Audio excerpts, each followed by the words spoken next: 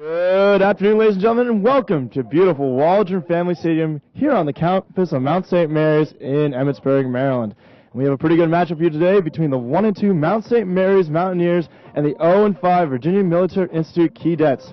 I'm Mike Rath, and alongside me is my partner in crime, the always cool, calm, and collected Mike Lindemuth. And Mike, the Mount is riding a 2-game losing streak right now. However, they have dominated the series against VMI. What do they need to do to continue this dominance and get back into the win column?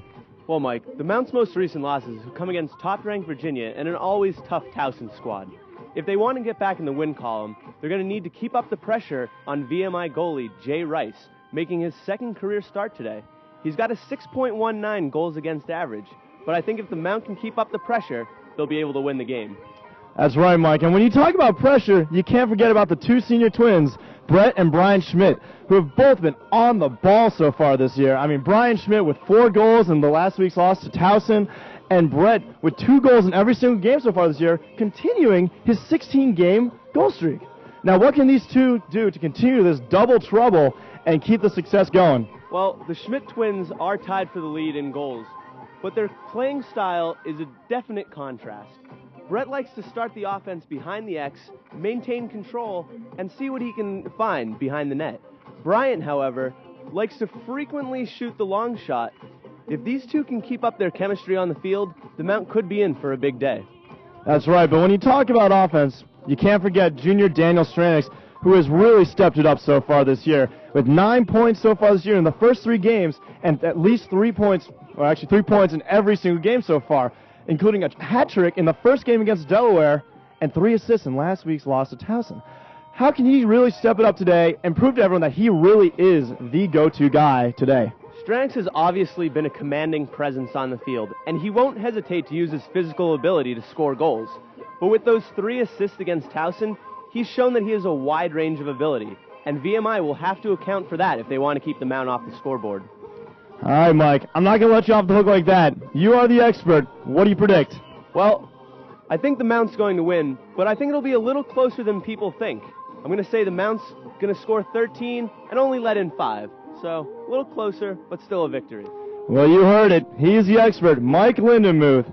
So sit back and relax, folks, because we have some intense lacrosse action coming up. But next, starting lineups and the national anthem here on MountAthletics.tv.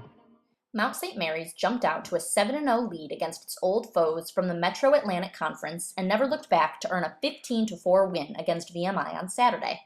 Senior Christian Kellett made his triumphant return to the attack to post 2 goals and 4 assists. The senior, who ranked second on the team in points in his freshman campaign, was integral in the Mount's 7-0 run, registering 2 goals and an assist.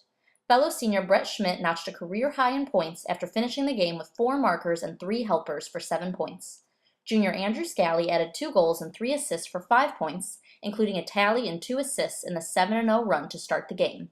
Senior Bryant Schmidt also notched a hat trick in the win. The Mountaineers had a high-octane offense on the day, registering a pair of goals in a span of 8 seconds in the first half, and then notched 3 straight scores in a span of 16 seconds in the fourth quarter. Sophomore Chris Kleiber made 6 saves in the win in between the pipes. Absolutely. You know what? I'm real happy they bounced back. They responded. You know, it wasn't. We had great practices, but let me tell you something. The attitude, coming from the staff to the players wasn't pretty. Let's put it like that. I mean, we really needed to make sure these guys are on the same page with us in terms of their discipline, especially on offense. And it's what we needed for number 12, Chris Kleiber. I think that we let one slip away on us last week, and they really owed it to him to rebound and give him a big win like this. Yeah, well, we just had a good week of practice. We knew that they were going to throw a zone at us. So the game plan was, just to be patient, play smart, work the ball around the outside, and when we get a good shot, take it, and that's what we did. Yeah, we prepared a lot this week. We watched a lot of film, and obviously we knew he was going to be good, but my coaches were confident in me, and I was confident in myself, and we just put a lot of work in all week to prepare for him. It feels good, all week I heard about how good this kid is, and then I got a little rhythm going, and all face-offs is like a rhythm, and I got a lot of help from my wings, which is awesome. Johnny did a great job right from the start. It's not often that he can pop the ball forward, and start a fast break for us like Benny Trapp did last year. He doesn't have the same foot speed, but he was more poised today to hang on to it a little bit longer. Draw that slide and let Brett step in and bear down on it. So really happy. Can't wait to see those stats. I think he dominated. Well, you know what? I think it was a no-brainer considering he was a high school attackman and Anthony Golden was a high school middie. I like the foot speed that both of those young men have on attack. Seems like Christian Kellett is a little bit more poised with the ball. And Anthony does a little bit better in terms of open space. So it was a nice switch. I think both those kids did very well, especially Christian.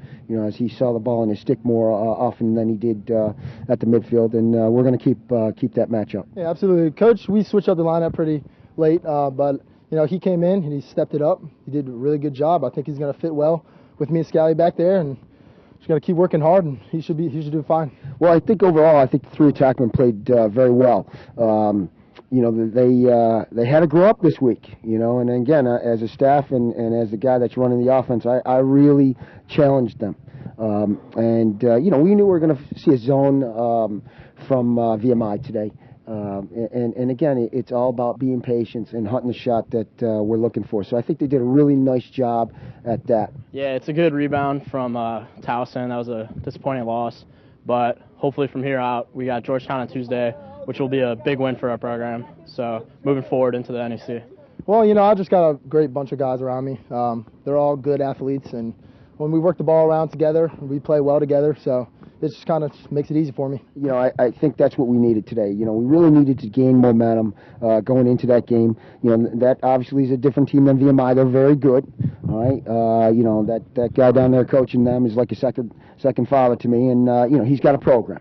I think we match up well with those guys, and I think if offensively our guys respect the ball, cut down on turnovers, we can get into a matchup like we had against Delaware and win that game.